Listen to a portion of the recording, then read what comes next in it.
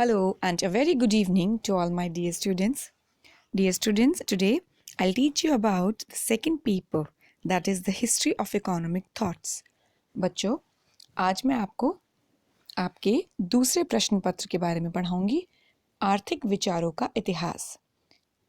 Second year में हमें दूसरे प्रश्न पत्र में दो पेपर्स में से चयन करना होगा।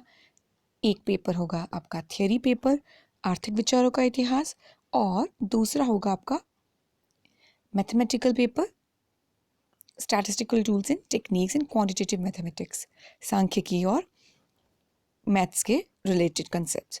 तो हम आर्थिक विचारों के इतिहास विषय के बारे में कुछ पढ़ेंगे आज और इस विषय को समझने का प्रयत्न करेंगे। आर्थिक विचारों का इतिहास एवं प्राचीन आर्थिक विचार। कोई भी विषय पढ़ने या समझने से पूर्व उस विषय से संबंधित इतिहास को पढ़ना आवश्यक है। उस विषय की उत्पत्ति कहाँ से हुई, विषय के निहित तत्व क्या हैं, विषय हमें क्या बताना चाहता है, ये सारे सिद्धांतों को हमें जानकारी प्राप्त होनी चाहिए। इस पेपर में हम बहुत सी आर्थिक विचारधाराएं पढ़ेंगे, बहुत से आर्थिक चिंतकों एवं विचारकों के विचारों और सिद्धांतों को पढ़ेंगे और इन सब को पढ़ने के पश्चात हमें यह समझ में आएगा कि अर्थशास्त्र विषय ने अपने आधुनिक स्वरूप को कैसे धारण किया, कैसे प्राप्त किया और ऐतिहासिक रूप में इस सब्जेक्ट का विकास या इस विषय का विकास किस रूप में पूर्ण हुआ और आगे भविष्य में इस विषय की क्या क्या संभावनाएं हैं, वो सब हमें आर्थिक विचारों के इतिहास विषय को पढ़कर समझ में आएंगी। देखो बच्चों, अर्थशास्त्र एक सामाजिक विज्ञान है। इसमें मनुष्य के आर्थिक चिंतन संबंधी उन सिद्धांतों, नियमों तथा मतों को सम्मिलित किया जाता है जो मानव जीवन के आर्थिक व्यवहार को समझने में सहायक होते हैं।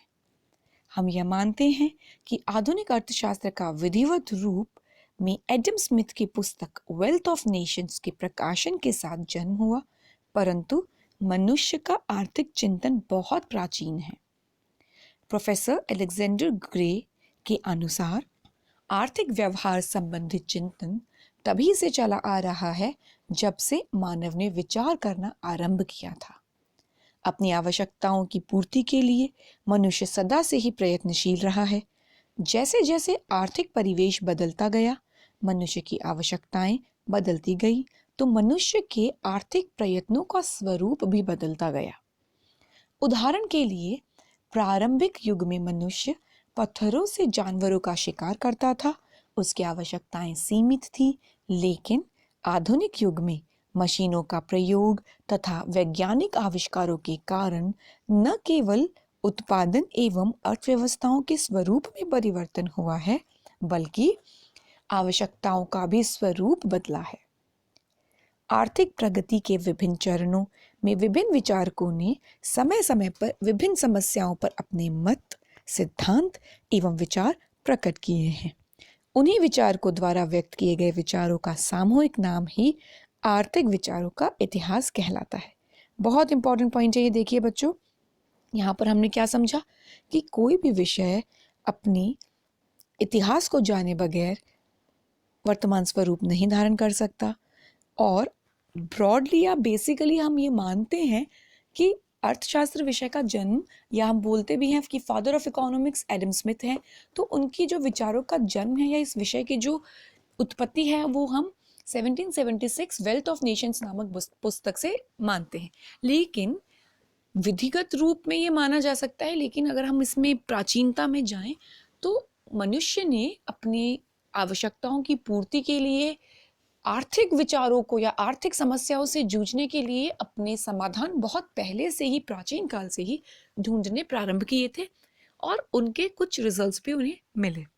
तो this is not the only reason कि वेल्थ ऑफ नेशंस या एडम स्मिथ से ही हम इसका एडवेंट माने और द स्टार्टिंग माने। हम पुराने इतिहास में भी कुछ हमें चीजें ऐसी मिलेंगी जो आर्थिक समस्याओं या आर्थिक विचारधाराओं से परिपूर्ण होंगी। ओके, और इसीलिए जो विषय का नाम है आर्थिक विचारों का इतिहास, इसको हम एक नॉर्मल रूप में भी व्यक्त कर सकते हैं कि आर्थिक प्रगति के विभिन्न चरणों में विभिन्न विचारकों ने, किसके चरणों में? आर्थिक प्रगति के विभिन्न चरणों में विभिन्न विचारकों ने समय समय पर विभिन्न समस्याओं पर अपने मत, सिद्धांत एवं विचार प्रकट किए हैं। उन्हीं विचारकों द्वारा व्यक्त किए गए विचारों का सामूहिक नाम आर्थिक विचारों का इतिहास कहलाता है। अतः आर्थिक विचारों का इतिहास मनुष्य के आर्थिक चिंतन का इतिहास है। ओके, ये पॉइंट भी बहुत इंपॉर्टेंट है। आर्थिक विचारों का इतिहास मनुष्य के आर्थिक चिंतन का इतिहास है। आर्थिक इतिहास, अर्थशास्त्र का इतिहास एवं आर्थिक विचारों का इतिहास, ये तीनों पॉइंट यहाँ पे हमें नए समझ में आए, न्यू पॉइंट्स हैं। हमें इन्हें समझना होगा कि इनके बीच में अंतर क्या है। These are 3 points. क्या है? पहला पॉइंट क्या है? आर्थिक इतिहास, that is the economic history. Then अर्थशास्त्र का इतिहास, हिस्ट्री ऑफ इकोनॉमिक्स। फिर क्या है? आर्थिक विचारों का इतिहास, history of economic thoughts. All these three are different concepts and we'll try to find out the basic meaning and essence of these 3 concepts separately. Okay? अब हम इन तीनों विचारों जो concepts हैं, अवधारणाओं के बारे में थोड़ा पढ़ते हैं और समझने का प्रयत्न करते हैं। एक सामान्य व्यक्ति इन तीनों को एक समान रूप से समझने लगता है, परंतु ये तीनों परस्पर संबंध होते हुए भी एक दूसरे से भिन्न है। द फर्स्ट वन इज आर्थिक इतिहास, इकोनॉमिक हिस्ट्री। आर्थिक इतिहास का संबंध मनुष्य की आर्थिक उन्नति के इतिहास से होता है। इसके अंतर्गत किसी राष्ट्र एवं समाज की विभिन्न संस्थाओं, उद्योगों, बैंकों, यातायात के साधनों, व्यापार, वाणिज्य आदि से संबंधित संस्थाओं के क्रमिक विकास का अध्ययन किया जाता है। क्या हुआ? आर्थिक इतिहास ये संबंधित है एक इंसान या मनुष्य के आर्थिक उन्नति से। The economic development, the economic progress of a human और अ सोसाइटी और a community is considered as the economic history. Professor Haney के अनुसार आर्थिक इतिहास का संबंध व्यापार, उद्योग तथा अन्य आर्थिक घटनाओं के इतिहास से है, जिनका संबंध स्थूल रूप से मनुष्य के जीविकोपार्जन के साधनों से है। किसी विशेष समय के आर्थिक विचारों की उत्पत्ति स्रोत उस युग के आर्थिक इतिहास में मिलती है। फिर क्या है? सेकंड क्या है? अर्थशास्त्र का इतिहास, history of economics. Professor Haney के अनुसार, देखो प्रोफेसर हेने इज अ वेरी, हम कह सकते हैं was a very prominent economist regarding the concepts of history of economic thoughts. इन्होंने आर्थिक विचारों के इतिहास संबंधित बहुत सारे विचारों को प्रकाशित किया, पब्लिश किया और बहुत सी बातें हमें बताई, और ये HET, history of economic thoughts के बहुत ही विद्वान अर्थशास्त्री रहे हैं। प्रोफेसर हेने के अनुसार अर्थशास्त्र के इतिहास का संबंध ऐसे विज्ञान से है जो ज्ञान की क्रमबद्ध विवेचना करता है और आर्थिक जीवन की कुछ मान्यताओं पर आधारित होता है, या जिसमें प्रदत्त कारणों के परिणामों की व्याख्या की जाती है। अर्थशास्त्र का इतिहास अधिक प्राचीन नहीं है।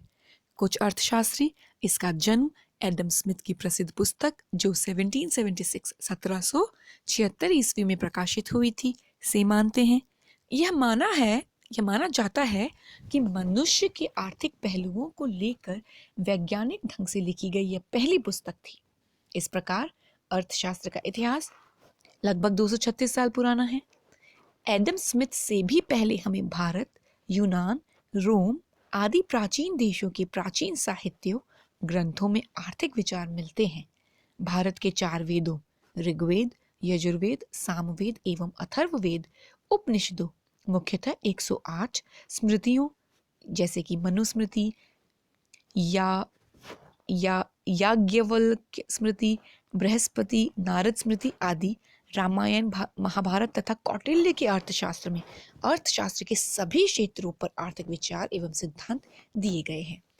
आर्थिक विचार देश, काल एवं परिस्थितियों के अनुकूल बदलते हैं और विकसित होते रहे हैं। प्राचीन भारतीय आर्थिक विचारों के अध्ययन द्वारा सामाजिक जीवन के सभी आर्थिक पहलुओं से संबंधित समस्याओं को हल करने में मदद मिलती है। प्लेटो एवं अरस्तु आदि यूनानी विद्वानों के आर्थिक विचार असंगठित एवं बिखरे हुए हैं। तो हिस्ट्री, अर्थशास्त्र का जो इतिहास है वो हमें बहुत से डॉक्यूमेंट्स में मिलता है और एडम स्मिथ के पहले भी हमें इसके ट्रेसेस मिलते हैं। थर्ड है आर्थिक विचारों का इतिहास, हिस्ट्री ऑफ इकोनॉमिक थॉट। आर्थिक विचारों का इतिहास अर्थशास्त्र के इतिहास से अधिक विस्तृत एवं अधिक प्राचीन है।